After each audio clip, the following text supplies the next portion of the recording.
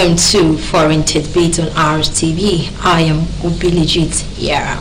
On the highlights, Russian President Vladimir Zelensky Putin expresses his condolences over plane crash that killed Wagner chief. ECOWAS slams unacceptable Niger transition plan, and United States to train Ukrainian pilots on F-16 fighters from next month. Now the details of the news. The Economic Community of West African States, ECOWAS, has rejected the proposal by Niger's mutinous soldiers for a 3-year transition to democratic rule. The ECOWAS Commissioner for Peace and Security, Abdel Fattah Musa, told newsmen that the door for diplomacy with Niger's junta remained open, but the bloc is not going to engage in drawn-out talks that lead nowhere, and it was unacceptable. His comments came days after an ECOWAS delegation met the head of Niger's military regime, General Abdurrahman Tichani, for the first time since the mutinous soldiers ousted President Mohamed Bazoum in July. Zimbabwe has entered a second day of voting after major delays due to shortages in ballot papers, which led to thousands of Zimbabweans not being able to cast their votes on the official election day. Many Zimbabweans registered to vote at the affected polling units stayed or spent the previous night camping outside until the issue was resolved. Polls are expected to close by 7 p.m. local time, where attention returned to votes counting, with results expected to be announced on 1 September 2023. President Emerson Mnangagwa, 80 of the ruling ZANU-PF, is seeking a second 5-year term. His first term was won from a disputed election in 2018 against main challenger Nelson Chamisa 45 of the CCC, who is contesting against him this time. The UN's Migration Agency said that more than 4 million Ethiopians are now displaced within the country, largely because of conflict or drought. The National Displacement Report, which covers the period between last November and June 2023, says 2/3 of them were forced from their homes by conflict.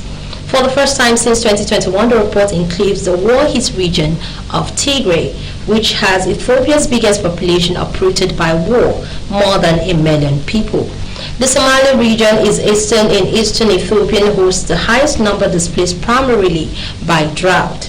Earlier, the UN said more than 20 million Ethiopians were in need of food assistance, and $4 billion was required to meet their needs.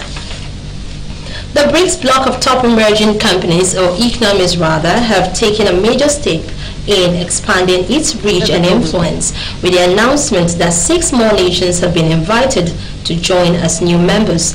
Argentina, Egypt, Ethiopia, Iran, Saudi Arabia, and the United Arab Emirates have been invited to join as full members from January 1 next year.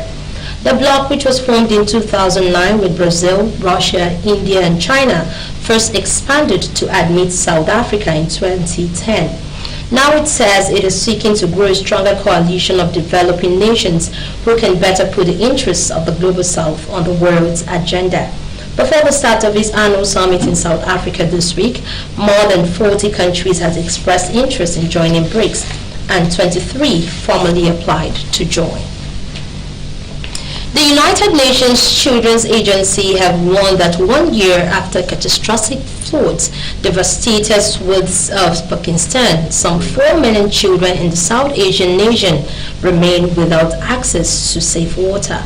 In a statement released by UNICEF representative in Pakistan, Abdullahi Fadil said it estimates that there are 8 million people in the country, around half of whom are children, who continue to live in flood-affected areas without clean water and have endured a horrific year.